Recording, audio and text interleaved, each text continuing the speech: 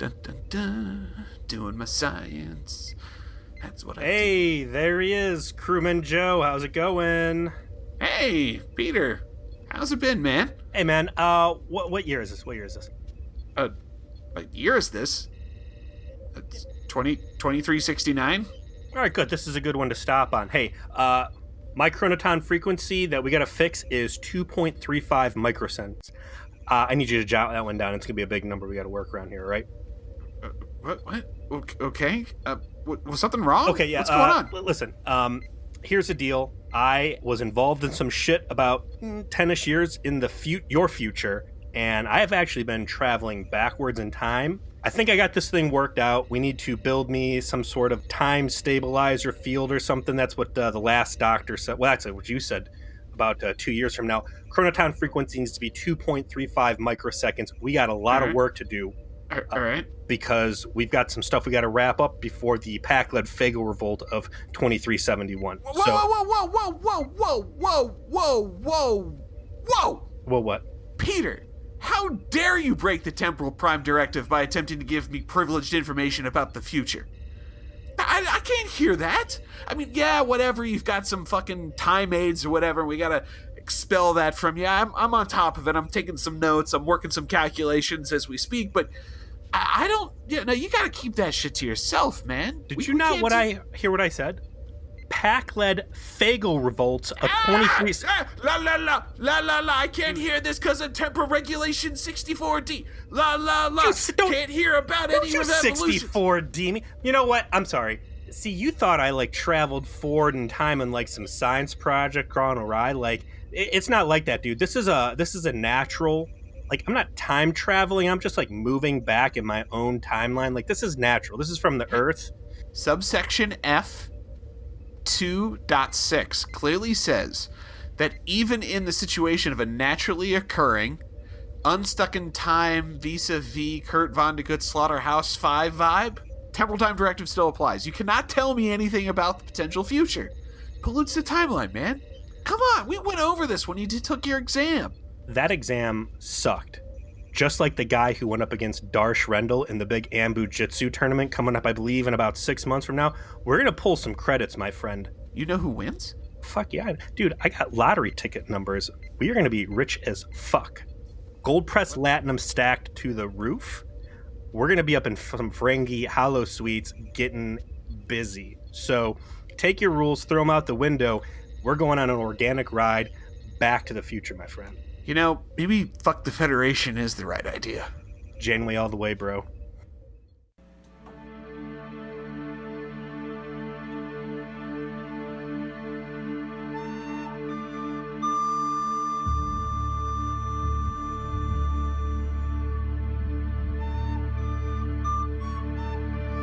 Welcome to Feature Please, Able Voyage through the Delta Quadrant. My name is Joseph. I'm Peter.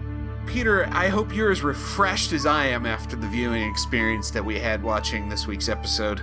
I am feeling, invigorated to talk nerdy, deep Trek takes for the first time in what feels like a while. Yeah, this was a lot of cool stuff going on here, and I want to start by saying that I thought it was very bold of this production specifically to jump as deep in the sci-fi waters as they did without playing catch up for, hey, this is who this character is and this is what they're about. I mean, we're dealing with a bottle format Voyager production here, and they go real deep in the weeds on characters, motivations, and a lot of established stuff. So let's get right into it, man. Season 3, episode 21, Before and After. So, as I mentioned, this is definitely the best Kess episode.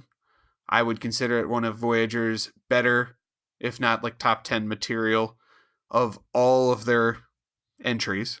I've rewatched this last couple of years. It lived up to the hype that I set for it myself in watching it again. And I think the tight storytelling that we see here lends itself to it, because we are focused entirely on this episode on one narrative, and that is something is happening to Kess. And it starts off in a weird place. It's kind of where- weird. You bringing that up. It's rare that we get a Star Trek Voyager episode that does not have a B plot.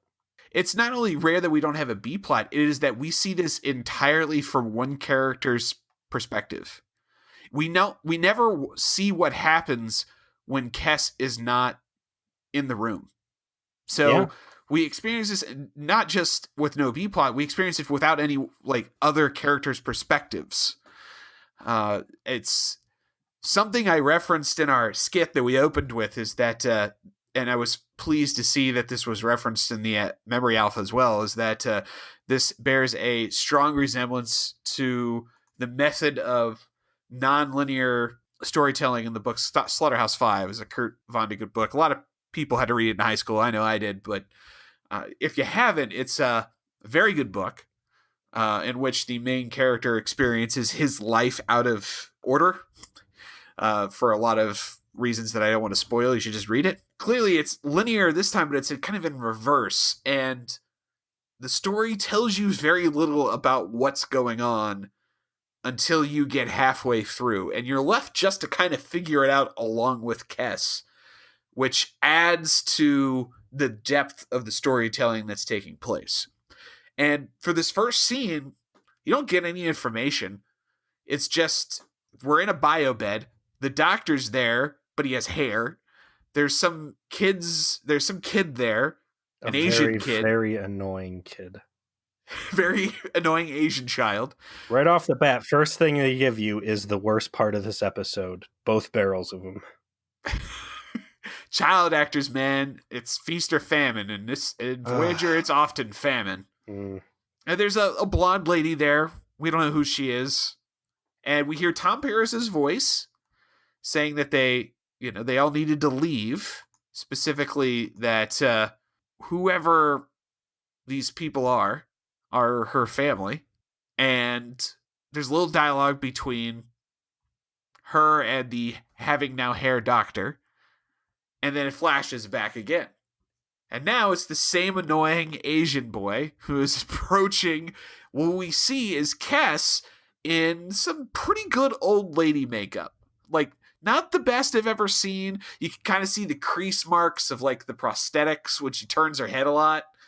But they do a decent enough job that it doesn't, like, it's not glaringly bad. It's serviceable. You get the point. Yeah. You're not going to win any awards, but it's okay. Kes is old. We get it. She doesn't look like she's wearing a trash bag on her face. And I can live with this makeup. Her hair, though, a lot of stuff going on with hair in this episode. Her hair when she's an old lady reminds me of Mac from It's Always Sunny in Philadelphia, his chain-smoking mom. Okay, yeah. Who was also the grandma from Napoleon Dynamite. And as we get deeper in this episode, I think this is the episode where they really start to debut the Kes as a long hair having person. And I guess the reason they do this is because she has bad allergic reactions to the makeup they use to put her ear on. And they're just like, well, you're just going to start wearing your hair down and no more ears for you. Well, it's kind of nice that they did that. She's got limited time left on the show, so they want to make it comfortable. Might as well. The premise starts to set up very quickly that we're obviously in the future, but they don't say this is the future. They imply it's the future by little things. In the first scene, Kes is being called grandma by this Asian boy. The doctor's clearly different, both in personality and appearance, and guesses herself old. It seems confused. There's the sense of senility is suggested right off the bat as to what's going on just by kind of the setup. And they don't dwell long on that scene before they flash back again. Quantum leap. Let's call it what it is. Yeah, let's call it what it is. Kes is quantum leaping through her own life. And she's going backwards. And the next spot she lands in, she's in her quarters. And she comes out and there's the young woman that's in the blue science uniform, the annoying boy. And we start to kind of get the pieces of what's going on here. this is her family. The blonde lady is her daughter. The Asian boy is her grandson. And it is several years into the future from which we have currently been experiencing Star Trek Voyager. So the measuring stick in this episode is how old is Kes? And when we last saw Kes in the booby trap, whatever episode name that was actually supposed to be, favorite son. She was what, about 3 years and 1 month ish old? Yeah, just over 3. And in this point in time now, she's 9 years old. So this is 6 years from the last time we touched Kes. There is a lot of weird stuff going on here. And again, my hat's off to them for writing as boldly as they are here. We've seen a lot of surprise time travel situations in Star Trek across all of the franchises. And, aging characters gives you that sticker shock of like, oh my God, we're pretty far. Look at all the gray hairs in Riker's beard. Look at how terrible, Picard looks. Look, Geordi has magic robot eyes now. And they do that a little bit with Kes's appearance. Like we said, she's very elderly looking. But because of Ocampan physiology, the fact they hyperage these space mayflies, as we're always joking about, she looks old as hell. But we're not talking about like crazy future. It's 6 years. That's not that far in the future. So she's kind of creating this false expectation that we are wildly in the future, and we're really not. I mean, for most part, everything else around Voyager is more or less the same, minus some very big staffing changes. Yeah, and the way they introduce those staffing changes is done in a way that is clearly like pointed out in the sense that they address it specifically by name with Captain Chakotay, but also the rank insignia for a lot of the characters has changed. When we next see Tom, he's got Lieutenant Commander level pips on his collar. Harry Kim's has Lieutenant. Tuvok has full Commander. Even though he's still Operations Gold, which... Well, they got one fitted jumpsuit for Tim Russ. They're not making a second just for this episode. Look, Tim, you can either wear your baked potato outfit, your standard Tuvok, or you can put on the high tops and get back into your training mode. And he's like, I'll stay in the gold. I want to talk about Chakotay here. And again, the Voyager crew has swept the Starfleet Maquis division under the rug at this point. And I think they've done a good enough job addressing it. But you've always had Janeway laying around, right? Yeah, it might rub you the wrong way that your boss, your engineering chief is a Maquis, or the XO is now a Maquis. But do you think that there would be any reservation at all anywhere in the crew, the Starfleet crew, goes, God, this Maquis terrorist just took over. He just inherited the ship. Like, it was fine. I was fine marching along with him while he was XO and Janeway was there. But now, I mean, he's got both hands on the steering wheel and this is his ship. It is a bit of a shame that we don't have the opportunity to do that, but I think the story would have suffered by going down those roads. I don't think they should have. It's just one of those thought experiments I think Voyager puts out there sometimes that's neat to reach out and touch on. Believe it or not, we're going to get a little touch on that in the not too distant future. So, hold on to that thought. You'll get to scratch it a little bit. In this episode, though, they keep things so tight that I think it's better that we just don't go into that because it's not important to this story.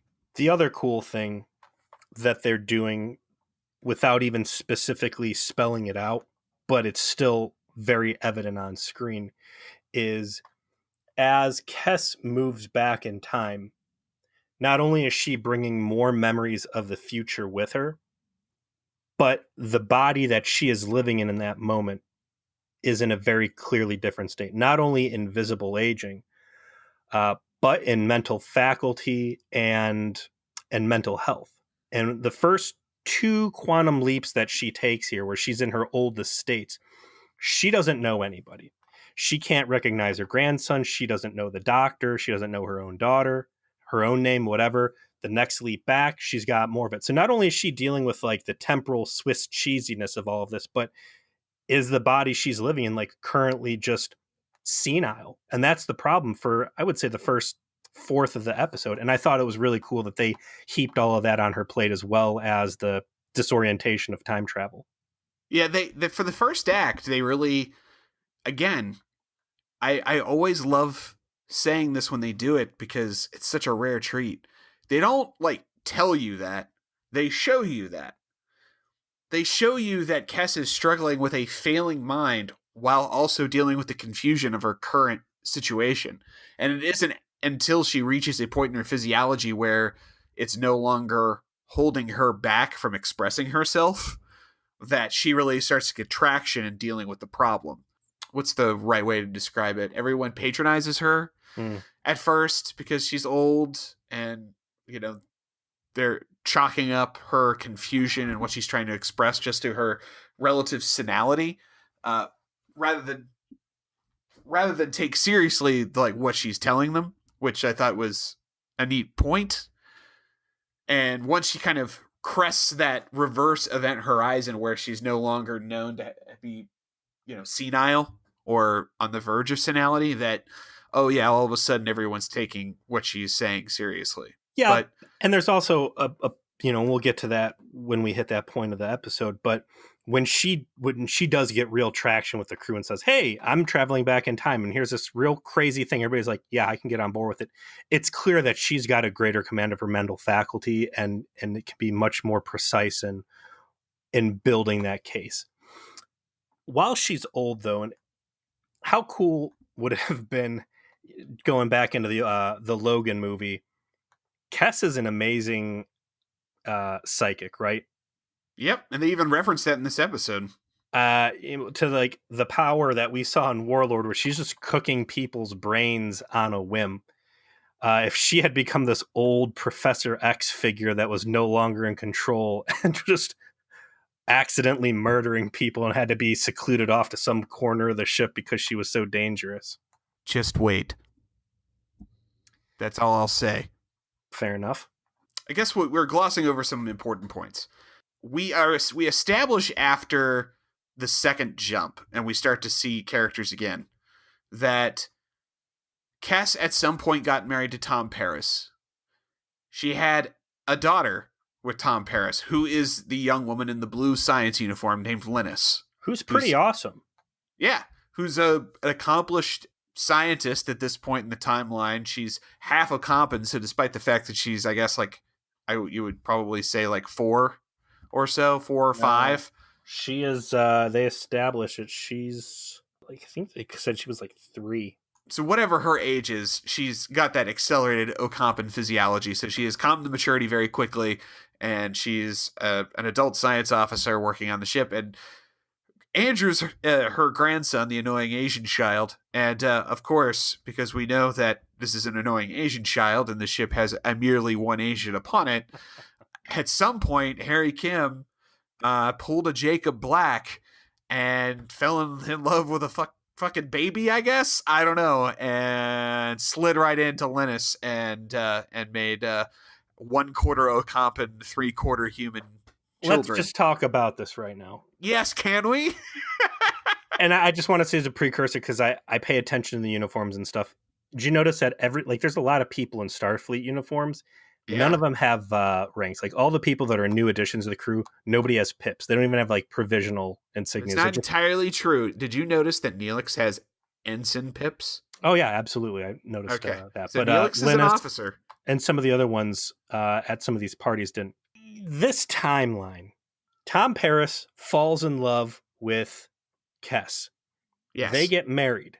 Yes. As they're getting married, Harry Kim is Tom's best man. Correct. Tom and Kes have a baby. Yes, they do. Harry, Tom's best man, watches this baby grow up into a full-grown woman in under a year because that's what Ocampans do, right? Correct. Tom's best man bangs Tom's daughter. who is a year old. That is correct. Neelix ain't got shit on Harry Kim. Tom's best friend, Harry, gives him a grandkid with his 1-year-old daughter. And this is what's these guys who work in the same place and got to look at each other all day know. That Harry Kim banged Tom Paris's 1-year-old daughter. Yeah, I mean... And made the very annoying child that now plagues the ship on a level that Wesley Crusher couldn't even touch. First of all, it's got to be weird for Tom to have an adult daughter. A hot adult daughter. I mean, within a matter of a couple years, period. Think about what could have happened. Think about the frequency in which Tom Paris is incarcerated in the Delta Quadrant. Do you know how high the probability is that they had that kid and then Tom got put under house arrest on some shithead planet for like 2 weeks and came back up to the ship and had like an 18-year-old on his hands? At least then it only lasted for a few days. I mean, and then she's 23. But yeah, I mean, the mind-bending, issue of, oh yeah, I have a kid and my kid is an adult like almost instantaneously. And I have no idea how long they're going to live because it's the first and possibly only human Ocampan hybrid ever. But on top of that, she's an attractive young lady, and my best friend has decided to bang her and marry her. And that, I mean, just the mind reels at the therapy that would be necessary in this weird situation. People want to shit bricks about the fact that Mutant Tom banged Mutant Janeway and had catfish babies. I don't see any crazy memes about Harry Kim humping Tom's 1-year-old daughter. Okay? Threshold doesn't have shit on the insanity going on here. They unfortunately do not have time to go into the probably amazing family therapy sessions that are taking place. As Cass has jumped back, now she jumps back to her actual 9th birthday party, which I want to point out had my favorite piece of Voyager continuity that I have seen to date. And that is that the cake that Neelix serves at this party is the exact same 9-layer fudge cake that gets served at Kess's 2nd birthday party in the episode Twisted that I will never forget because it is terrible. Same cake. Not only same cake, same director. I'm sorry, same writer. This is a Kenneth Biller product. And it's like all of a sudden Voyager has opened its eyes and said, it's okay to be self-referential. And it's okay to look at the things that we've done in our past episodes and play off of that. And it is all over the place in this. This guy has mad callback to his own work. You got your cake mentioned there. There's all sorts of shades of Elogium. And in fact, the final stage of Incompetent Life we establish here as the Morologium. Correct. Which, thank you, Kenneth Biller, for not calling this episode Morologium, because then it would have been very traumatic for me to have to hear the word Elogium in anything. But yeah, there's a lot of callback here. And my favorite part of that scene was when she blows out the candles.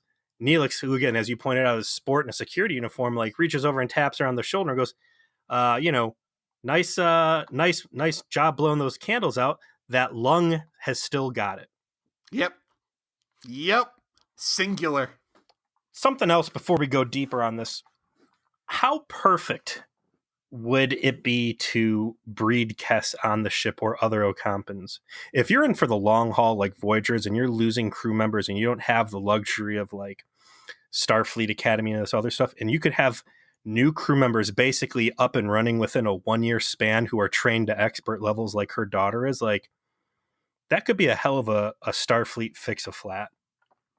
I mean, in this specific situation, it's even better than it would be normally. I mean, agreed. It's one of those things that if we were doing this in the more realism sense, you would probably consider. But because, of course, we're doing this in the PG Star Trek way, we don't. Cass, thank you for coming to my office. Can I get you some tea or perhaps soup in a cup? You know, I like soup in a cup. Anyways, what I wanted to talk to you about was this real swell eugenics program that Tuvok and I have come up with, a controlled breeding plan. I need you to pick 5 names off this list, and these are going to be your new husbands. I need to breed you like a brood mare.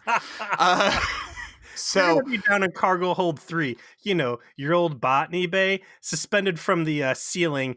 I don't know if you ever saw Aliens, but yeah, there's gonna be a bunch of eggs and you and Sax, and don't worry, we'll keep Ripley away. What we see from this point forward is first Kes and then the rest of the characters start to put together what has happened. She is now in a state where she has greater command of her mental faculties and explains to the doctor, who strangely for a couple of the jumps there was going by Van Gogh. Thankfully that has stopped. Stupid. And Captain Chakotay, as he's introduced, that she is unstuck in time. They are buying that she is unstuck in time because she's able to tell the doctor about a thing he has told no one else about yet, and that is that they were going to treat her impending old age issues with a special time chamber stasis treatment. And they initially theorized that perhaps this is a form of precognition, which is a callback. And they explicitly point out, like, Kes has crazy mental abilities. She's been able to use, telekinesis, telepathy. So maybe this is some new power she's unlocking. They start to scan for temporal issues. They, try to figure out what's going on, and then ultimately also start to investigate if there's some sort of time issue happening on the ship to kind of explain what's happening. And through Kes's own investigation into her past is when we start to get important information about the timeline that Kes has experienced that, well, she is going to experience as she goes back through her life. The central thing that is going to come to light through all of this is, from what I was able to piece together, what will ultimately become the Year of Hell plot line. They named the aliens' names, which is what, the Kremen? Yes. So the key fulcrum of the story is that in the past, closer to the present of Voyager that we have seen, but still in the future of that time, Voyager will encounter a race called the Kremen. They have chronoton-based weaponry. A chronoton torpedo pierced the hull at some point and caused everyone to get chronoton radiation. And this experience they called the Year of Hell also killed a lot of the crew members, including Captain Janeway. Joe Carey is name-checked. Just out of fucking nowhere. Someone we haven't seen since season 1. Joe Carey. Yeah, remember him, guys? Yeah, he died. Whatever. He doesn't get to be on screen, but we'll talk about how he died. And B'Elanna all died. And it's also where we get the understanding of how Tom came to be with Kes. They had the early flirtatious stuff, which Tom mentions in his conversation. Again, good continuity. And that in his grief over B'Elanna's passing, he drifts towards a relationship with Kes, and they ultimately, get together. Speaking of radiation poisoning, and this episode, this is the best time, I think, for me to watch this. I've been watching Chernobyl on HBO. Have you touched this at all yet? I unsubscribed from HBO Now in a fit of rage after Well, if you get a chance to watch Chernobyl, fucking watch it, because it is amazing. And man, their radiation burn work that they do with the special effects in there is the stuff of nightmares. Thresholds ain't got shit on what happens in that. But them forecasting these bad things that are to come, I've got questions, because this is very unlike Voyager. I mean, we haven't seen seeding of plot devices like this since the Seska arc. was this a one-off episode and they said, hey, there's a lot of cool stuff we talk about in this, what if we flesh it all out? Or was this an intentional foreshadowing of episodes they already knew that they wanted to make, stories they wanted to tell? I can't actually accurately tell you if they planned to actually, you know what? I can. They did know they wanted to do episodes about the Kremen at this point. What they changed was when they were going to do them. Because this was initially supposed to be followed up on very quickly. And ultimately, it wasn't until next season that they do the Year of Hell, which is directly referenced here. Because I'm looking at Kenneth Biller's writing credits, and he doesn't have anything to do with Year of Hell on here. Yeah, if I'm remembering this correctly, they did know that they wanted to do the Year of Hell. This was a purposeful reference. But they initially they thought that they were going to be following up on it sooner, with Kes still on the show, which ultimately is not the case. So I think that creates some issues for them later on. But yes, this was created with the intention of following up on the whole Kremen Year of Hell thing. Now, we did a little skit at the beginning of this episode, and it's because it was such a jarring part of what I actually watch here. This is a great episode. I love it. I'd say it's one of my top 3 Kes episodes. I did really like Warlord and Cold to Fire a lot, so I'm not willing to say this is necessarily the best, but this is some great Star Trek unfolding here with a lot of, again, reverence to events that have happened in Voyager's past and them playing with things that they've done. But man, there is no fucks given about contaminating the timeline, changing the future, time-space paradox, or anything like that. Kes is like, hey, here's the future. Janeway's gonna die. And, Captain Chakotay this. And, chrono trigger torpedoes that. Here's all this Easter basket full of spoilers I've brought back with me from the future. I do think that, and nobody cares. Everybody's just like, oh, tell me more. The excuse they give at the end, I think, fits, because it's exactly the same excuse Picard gave. To spoil, I guess, to say the conversation happens at the end. The justification for talking about the events that Kes experienced was that they are not the future. They are a potential version of the future. And so, because obviously that future will be changed by the fact they now have foreknowledge of that future by the nature of helping Kes to begin with. Like, it was impossible for them not to know that, she's experienced this chronoton shit, because that's what's wrong with her, ultimately.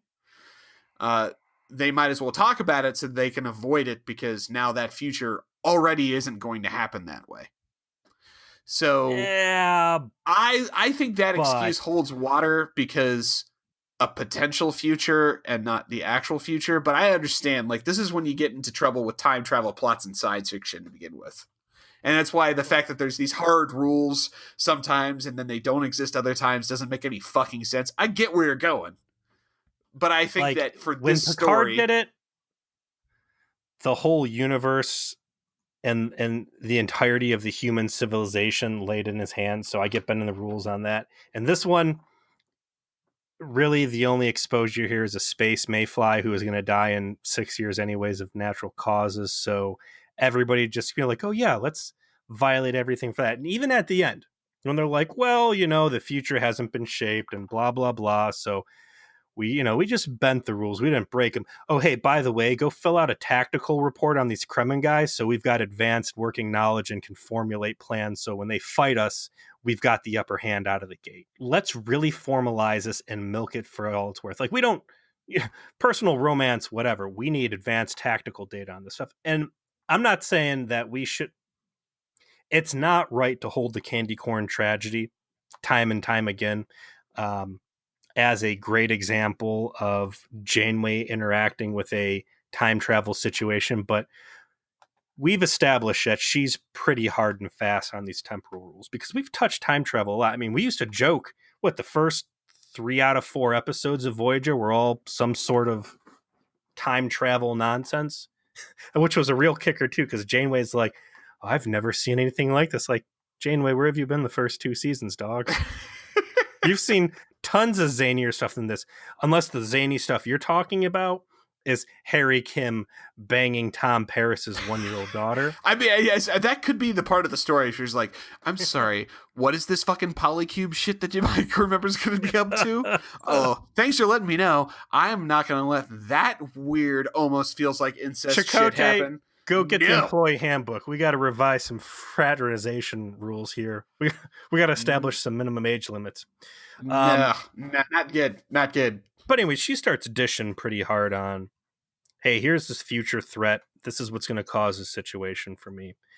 Also, be really careful around these guys. But here's my problem. And it starts becoming this fun game of, as soon as she can get the people in her current time frame to believe her story and start actively working towards a solution.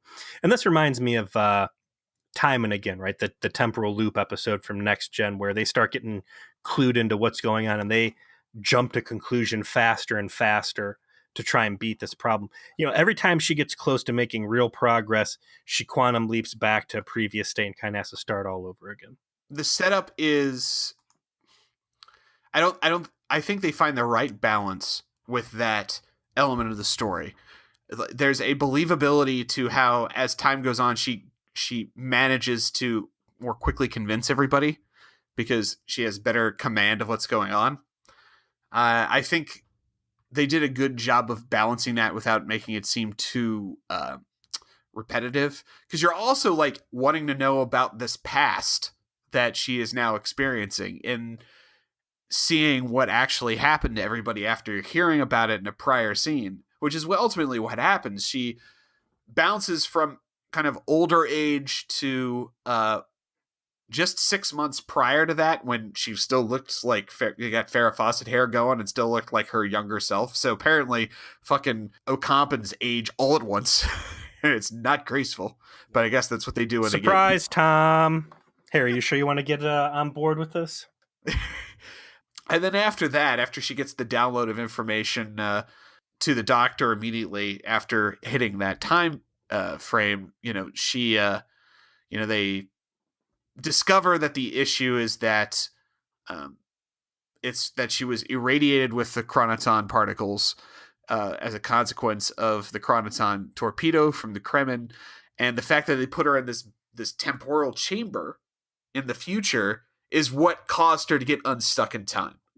Is that she was radiated with this, they got inoculated, but the bad time juju was still in her, and then the doctor, not thinking of that, put her in a time chamber to try and preserve her life, but instead it's taking her out of phase with everyone else's timeline, and they've got to reintegrate her with at some point, or she's going to go all the way back to when she doesn't exist. Which, again, there's been a lot of times where Janeway and other Starfleet people have just said, well, these are the rules and we're going to have to live with them. And you got to go down with the ship, or this might seem like a raw deal, but we cannot breach the Prime Directive or temporal rules or whatever. Like, she lives a full life, right? She lives until she's 9-something. The myologium takes her. They have a last-ditch play to try and give her another year or so. There's an accident. She gets sent back in time.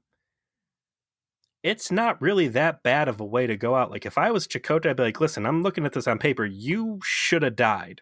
And instead, you've got a pretty cool experience where you're going back and being able to relive some of the best times of your life and say goodbye to everybody. Like, this isn't really a life-threatening event you're dealing with. You lived. You died. You should just be fucking happy that some parasitic brain alien isn't trying to suck you off to hell. Because that's a thing in the Delta Quadrant. Demons. Brain-eating demons. They're going to get you. Literally trying to claim your soul. You sure that was your dad at the end of the episode? Because that could have been that squirrely little guy just chilling out deep in the cut. Hey, Kess's dad was way too fit to be the squirrely demon man. To be fair, a fat elderly man to be squirrely. In an ill-fitted admiral uniform. Did you notice when they roll her dad out, they changed his name? No, I didn't. Because they specifically call out who did she give the name to? Because then the doctor gets butthurt. That Kess never suggested her dad's name to the doctor. I totally forgot that detail, to be honest with you. I'm impressed you remembered. Yeah, I know my Kess. Well, speaking of who knows her Kess, it's Kess. That was a bad transition. I apologize to everyone who just heard that. I'm gonna transition this for you. One last side detour here. Speaking of being out of place and dated, a big part of this episode callback is a picture by the side of her bed where she is holding her daughter, and they go to that exact moment when that photo was taken, and it's holding her grandson, a very annoying grandson. Do you see the fucking digital camera they take this picture with? Holy shit. Star Trek has put some really fantastic technology out there that has realized in real life, right? Face-to-face video communications, medical beds, iPads, and yet their rendition of what a digital camera is about the size of your average keyboard. It's a bit of a miss when it comes to what camera technology is going to look like 500 years in the future. Admittedly, can't win them all, but you know what? It works as a plot device. It gives you a signpost of the transitions that Kess is going through in the story. It works for what it's supposed to. And Kess is in this kind of still in the relatively into the future point, really trying to stabilize her situation, but unfortunately does not work out. And she gets bounced back again in time. But this time, it's much closer to the time we know. It's a time when... I'm sorry. There's a quick moment where she gives birth. She gives birth to her daughter in a shuttlecraft with Tom. Some real cheeky dialogue, too. Yeah, like, oh, you should have come on a supply run, you should have been back on Voyager. We talk a lot about her uniforms, and she's got some pretty good ones in this, civilian clothes. She's out of her velvet catsuit phase, but I really like when she's giving birth. Her uniform appears to be a beach towel with a comm badge on it wrapped around her. Yes. Question. Jumping back into the Harry, Tom, Ocampa sexy time. Does this mean that Tom spent 3 days hand glued with Kess to get her pregnant? And that we don't know, what the human Ocampan mating situation looks like. I know what the Elogium looked like, and it was an ugly, boring episode. And if Tom had to sit through that, man, I feel bad. You never know. You never know, maybe humans and Ocampans have to differently than, if she fucked a space cat. It could be that she just was doing that to, scare him off, get him away. And then Tom comes around and she's like, yeah, no, we're just going to fuck. That's actually how we make new Ocampan. We don't do any of this hand holding crap. I just told Neelix that so he could take his filthy space cat ass out of my room. I'm going to do everybody at home a favor, and we're not even going to discuss what happened between Lena and Harry. We'll leave that one to the scummy corners of the internet. I'm sure there's fan fiction somewhere. I could find it. No, you will not. My wife could find it. You know you want it. No, I absolutely don't. I dare say that's illegal. My God, she's one. Kess bounces next to a point that she is at the Polynesian Resort hologram, complete with buff dudes in the background with painted on pseudo. That's dong straps. Is it dong straps? That's dong straps, and he is all up in that background, walking back and forth. My wife's like, "What the hell is that guy wearing?" I'm like, it's dong straps. We don't talk about Eastern European approved dong straps. We've been scolded. Yes, we haven't. No, that's totally okay in Eastern Europe, and none of our listeners. Yeah, Darius said it was fine. He said it was totally 100% He said he's got 4 of them. I think the real culprit here for the banana hammocks might actually be South America. I don't know if you have any South American listeners, but we'll We'll pass the I guess dong we're gonna scrack. find out. Like, we're gonna get some angry emails if we do, because Brazil loves Darius you, Joe, right? yeah, I love South America. We My got favorite. Brazil credit. Yeah, you never know. Uh, so, yeah, we asked Darius, one of our fans who happens to live in that particular region, because based on stereotypes, we're wondering if the dong straps thing would be okay. And he's like, "Ew, no, that's not okay anywhere. What's wrong with you Americans? Oh my god." So maybe South America, show us where we're wrong, Brazilian listeners. You know how much I love you. Anyway, she's not in the resort hologram, and actually B'Elanna comes in, obviously alive, kisses Tom Paris, which Cass is like, "What?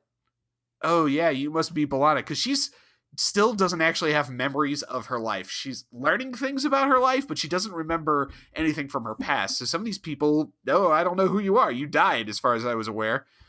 And this is when the Kremen actually attack. She starts to shout out warnings to everybody of like, this is who these motherfuckers are. This is how they're attacking you. This is how we beat it.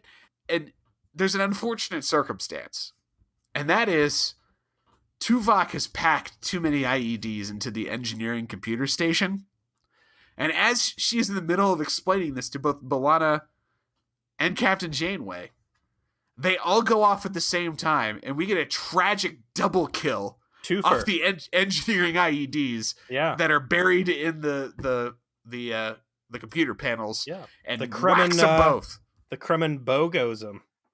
Yeah, buy one get one, man. Just boom, boom, done. It's a sad moment. I like that there's no hesitation to take this tactical data and just run with it. And that's another fun thing that we're building about the Voyager crew is proof schmoof. If Harry Kim says, "Hey, fly to the third planet from the sun," because I got a gut feeling if people are just shooting from the hip and blowing up aliens saying hello, if your space elf nurse tells you that someone's shooting time-traveling photon torpedoes, you know what? Fuck it. Just roll with it. You got a 98% chance they're not bullshitting you. Just go with it. Enough weird shit has happened that we're just going to take you at your word. Absolutely. You're not a liar. I mean, we've talked shit in the past about why they don't accept weird explanations more, and now they are. So, you know what? Good job. Good job. Time-traveling photon torpedoes that can bypass our shields. Well, it's not weirder than the time the ship got split in two, and I thought we were all going to die and I was going to blow the ship up, and then the good Voyager got ransacked by Nazi organ thieves, and we barely survived with a loned Harry Kim in tow. Sure. It's not weirder than the time the entire ship had their minds hijacked by a random space, brain rapist who showed us all of our fantasy sexy times and then had to be psychically destroyed by the same woman telling us what's up here. You know what? She's got credibility. Hey, Tuvix? Anybody remember him? It must be a Wednesday. Let's just go with this. It's not weirder than the time a space rock teleported us across the entire galaxy. Hey, Joe. Do you remember that time we took the God Race Q Continuum and held them at gunpoint like we were sticking them up behind a liquor store and made them submit to the will of humanity? Do you remember that? Remember Tom Paris was dressed like a union officer. Remember that whole? Yeah. Because the Q cosplay when they're fighting their civil wars. Jesus Christ, this show. Hey, anyways, what we just touch on here? Twisted, Tuvix, the Q and the Gray, Elogium, all Kenneth Biller. We're all in genre. This is all continuity, folks. This is all canon. This is all Biller canon. Cass has to find the exact frequency of the Chronoton torpedo in order to cure her of her time aids, essentially. And this is the moment where it gets lodged into the hull and everyone starts to get irradiated by it. So she takes the opportunity to crawl through the Jeffries tubes, find it, and use a tricorder to identify the exact frequency that it is vibrating at, which is 1.47 microseconds, so that she can tell, tell everybody on the next time jump, hey, this is what's going on, this is how you fix it, and here's the exact frequency. She's successful, she gets it, she passes out, transports back further in time, happens to be, gosh darn it, right at the time that we're currently watching Voyager, the present, if you will, and tells the doctor, this is the thing you're going to need, and then it explains the whole plot off camera, and they start to try and treat her illness. So she dies of radiation poisoning. Like, that was pretty ballsy for her to expect that she was going to quantum leap before she dies of debilitating radiation poisoning. Also, a lot of times we deal with time travel. It's things that take place in that exact moment spin off into alternate timelines left and right. What a mess she's making of these other people's lives, specifically the moment where she gets these particle frequency numbers by just taking that version of her and running her to her death. It's definitely, like you said, it's some deep stuff. It is a ballsy move. The episode does not dwell on it. It doesn't have the time because it is obviously trying to wrap the situation up. But yeah, she bets it all on being able to get that information and time jump before she actually just croaks. But that's how it goes down. I like that they have a whole senior staff meeting in the conference room where they explain the plot to the audience. And it's like, you're dealing with a very limited time situation here, and you don't know when your quantum leap's coming up. So maybe we just do the procedure instead of getting everybody up there and spending half an hour or however long that meeting's going to take to flesh it all out. But eventually they get her in her iron lung. The doctor starts doing his thing, and right as he's about to complete the operation, wouldn't you know it, quantum leap. Yeah, the next jump that happens is actually to a point that is when Cass is a kid, still on the Ocampenhead planet. She goes back to her initial meeting with the... oh, that's right! Yeah. That's really cool, too, because they make her hair and her costume look like it looked in the first episode. Yeah. So a very cool continuity nod is the next jump is to the pilot. And she is with Neelix trying to kind of book passage for themselves on Voyager. And she's got the pixie cut and that kind of season 1 clingy outfit on. And, she's really upset because she was obviously close to getting cured, but it looks like it's not going to work. And now she's kind of beyond the point where she has credibility to convince everybody what's happening to her. We are in full crazy time, and I love this scene for a couple reasons, because we've seen this in science fiction before. Like you said, she is no longer a reputable or credible source, and what she is saying just looks insane. She's like, hey, Janeway, I know we're complete strangers, but I'm traveling back in time, and I need your help to stabilize myself, because 6 years from now... And she just lays it all on the table, and Neelix looks at her because he's trying to hard sell Janeway on hey, why don't you bring a space cat and an elf onto your ship and let us just freeload and give us free reign? Huh? And she starts talking this craziness, and Janeway just looks at her. He tries to move in to do his damage control, and she's like, chill out, cat. I want to help this woman. This sounds ridiculous. I love time travel plots. Please, this is season 1. Give me more of what you're talking about. So time jump from there happens quickly. They let you kind of establish through context clues what's happening. She gets frustrated. She flashes back to when she's a kid. Now, of course, there's no hope. Her dad is thinking that she's joking about, going to the surface and seeing the stars and being a kid. Dad. Her fake dad. Her not real dad. And then they actually flash back to her being born and then being conceived, I think. What Star Trek Voyager appears to be doing is faking the audience out into thinking that the doctor failed and the worst case scenario has just happened, which, again, in my book, this is a pretty acceptable and cool way to go out. We're all going to die. You're a space mayfly. You're going to die at 9 years. How great that you get to go back in time and see all your friends, regain your mental faculties and Benjamin Button your way to death instead of how most of these guys are going. Right, exactly. Being so eaten by some sort of space slug. poorly CGI'd space slug. And, the baby CGI here, not the worst that we've seen. So she's a baby and then, just backwards to her embryonic until she's just a couple cells dividing.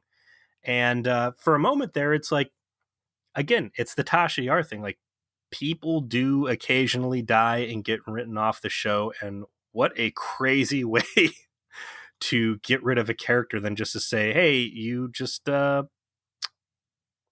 unborn. See you later. But that's not what happens. We start moving back forward in time to cells replicating, birth, and all the scenes we just saw. It's a pretty neat little clip show tactic we get of reusing footage until we work our way back up to the point where we were in the current. The doctor had begun doing the iron lung treatment and is able to save the day and keep Kes anchored. So they wrap on another Polynesian resort scene where they start, as we already kind of demoed, talking about the fact that they were talking about this potential future, and that because it's a potential future, that doesn't necessarily represent a danger to the time-space continuum for them to do so. And Kes ultimately is persuaded to write a report about the tactical implications of her experience with the Year of Hell, and she does so with the cheesiest line possible. Well, I've learned through this experience there's no time like the present. And everyone has like a sitcom laugh at the end. Ha! Crazy, Kes. Ha ha ha ha ha. So it's got a cheesy ending, but overall, it's great high concept science fiction that shows rather than tells, confines the viewer to one perspective for the sake of drama, and does some bold things that make a lot of sense and aren't just kind of nuts. Aside from, of course, the fact that Tom's best friend is banging his daughter, who was probably like 1 or 2 at the time. And what was the episode where Neelix throws Jonas into space hell? I don't remember the name of the episode. I remember we called it Murder Cat First Blood. That, I think, was the first time in Voyager that we had an episode that was forced to a certain perspective for the entire narrative. Right, like we saw that entirely from Neelix's point of view. Yeah, that was a good one, and I think this one certainly did a better job of it. But I wanna circle back around to Lena Paris, which is Kes's daughter. I thought she was awesome. I thought she was a great guest star, and I think that she would be a really cool character for them to somehow work in as a replacement for Kes down the road. Just some sort of alternate timeline crossing and dump her back in there, because everything she did seemed really well acted, and I think it would have been a strong crew addition with a weird tinge to it. I would have liked to see more of her. Unfortunately, I'm looking at her IMDb entry. It looks like this is her only foray into Star Trek, but good guest star. Yeah, she was interesting. That it was unfortunate we only got like 15 minutes with her. She was an interesting idea, and like for the taste we got of her, I too wish they would have been able to do more with her. But they couldn't, and this is kind of our one go at this idea. But it's a good one. I consider this the best Kes episode. As good as Warlord is, I feel like this was telling a more complex and layered sci-fi story. I would say Warlord is fantastic, but I rate this a little bit higher.